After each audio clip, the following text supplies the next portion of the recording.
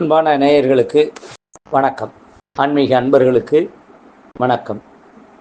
ஜோதிடத்திலே மிகுந்த நம்பிக்கையுடைய இந்த பதிவை கேட்கக்கூடிய அனைவருக்கும் முதலில் என் நன்றியை தெரிவித்துக் கொண்டு தமிழ் புத்தாண்டு இனிய நல்வாழ்த்துக்களையும் உங்களுக்கு தெரிவித்துக் கொள்கிறேன். நண்பர்களே, இந்த வருடம் தமிழ் வருஷத்துக்கு பேர் விஸ்வாவசு அப்படின்னு சொல்லக்கூடிய வருடம். வருடத்தினுடைய பெயர் என்ன? விஸ்வாவசு. இது புதிய தமிழ் வருஷம். இது சித்திரை மாதம். காலச்சக்கரத்தின் அடிப்படையில் இது மேஷ மாதம்னு சொல்கிறோம். 14/4/2025 முதல் 14/5/2025 வரை 31 நாட்கள் சித்திரை மாதம். இந்த சித்திரை மாதங்கிறது ரொம்ப விசேஷமானது. பார்த்தீங்க அப்படின்னா இந்த மாதத்தில் மாதம் பிறக்கிறதே தேய்பிரையில் தான் பிறக்கிறது. இதில் வரக்கூடிய 27/4/2025 அப்படின்னு சொல்லக்கூடிய நாளில் அமாவாசை. அதற்கு முந்தின நாள் 26/4/2025 ஒரு விசேஷம் என்ன அப்படின்னா ராகு கேது பெயர்ச்சி. அன்றைய தினம் மாலை மணி 4:20க்கு மீன ராசியிலிருந்து கும்பராசிக்கு ராகுவும், கன்னி ராசியிலிருந்து சிம்ம ராசிக்கு கேதுவும் இடம்பெயர்ந்து வராங்க. அடுத்த பார்த்தீங்கன்னா அடுத்த நாள் அமாவாசை. அமாவாசை முடிஞ்சு 3வது 4வது 4வது நாள் மிகவும் விசேஷமான தினம் அட்சய திருதியை.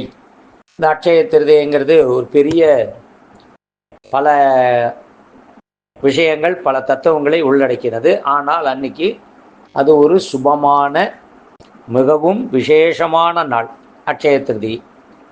திருதியைனா வளர்விரை 3ஆம் பிறைன்னு சொல்லுவாங்க. இந்த 3ஆம் பிறை தத்துவம் வேறு சில மதத்துக்கும் அது சொந்தம். இந்த 3ஆம் பிறை பார்த்து தான் சில விஷயங்களை செய்வாங்க. 3ஆம் பிறை தான் வளர்ச்சியை எடுத்து கொடுக்கக்கூடியது. 3ஆம் பிறை அது திருதியைன்னு சொல்லக்கூடிய திதி. அது இந்த மாசத்துல இந்த வசந்த ருது அப்படின்னு சொல்லக்கூடிய அந்த ருதுவில் அமாவாசை முடிந்து 4ஆம் நாள் வரக்கூடியது அட்சய திருதியை.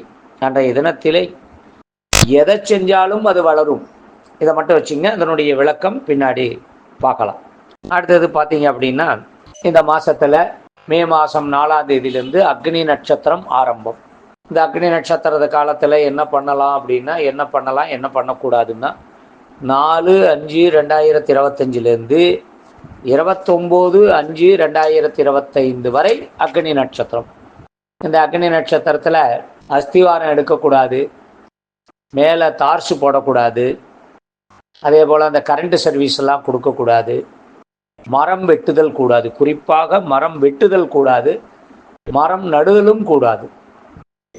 அந்த மரம் வளராது, செடி கொடிகள் எல்லாம் நீண்ட ஆயுளோட நமக்கு பலன் தராது.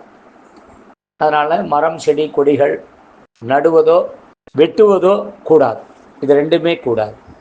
சில பேர் திருமணம் பண்ணுறாங்க, அது அவங்களுடைய நம்பிக்கையில் நம்ம குறுக்க போக வேண்டாம். பொதுவாக கிரகப்பிரவேசம் பண்ணக்கூடாது.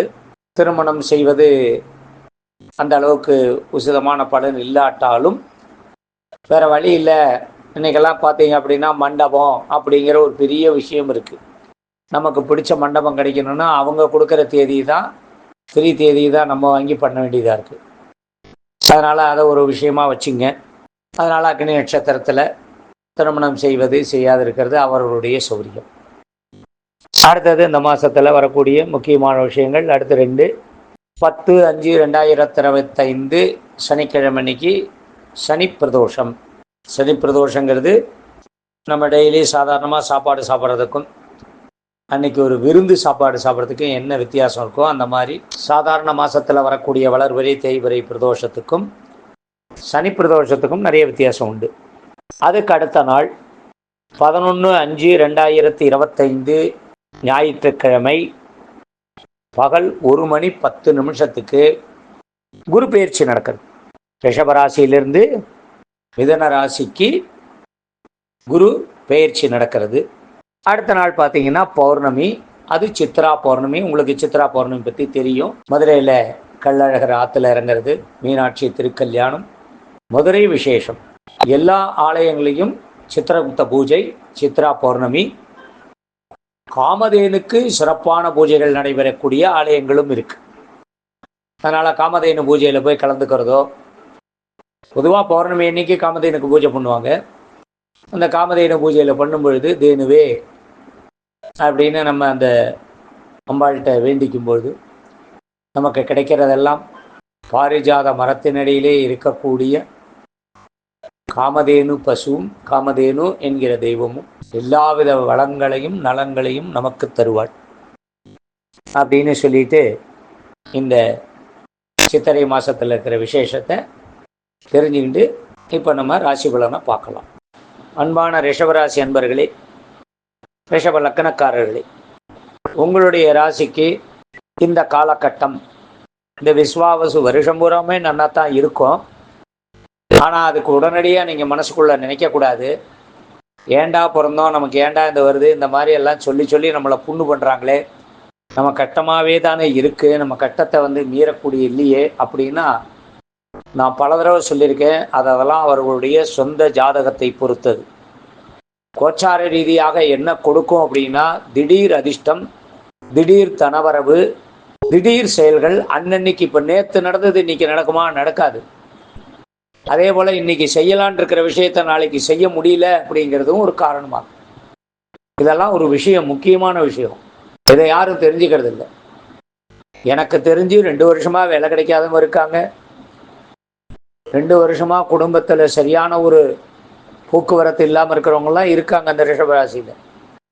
அதெல்லாம் அவரவர்களுக்கு ஜாதகத்தினுடைய வரம், நவக்கிரகங்கள் கொடுக்கக்கூடிய சில விஷயங்கள். ரிஷபராசிக்கு பொதுவாக திருமணம் ஆயிடுச்சு அப்படிங்கிறதே ஒரு பெரிய விஷயம். கற்பனை கெட்டாத திருமணம் தான் உங்களுக்கு நடக்குங்கிறது ஒரு முக்கியமான விஷயம். அது இந்த மாதம் உங்களுக்கு கோச்சார ரீதியாக நல்ல விஷயங்கள்லாம் இருக்குது.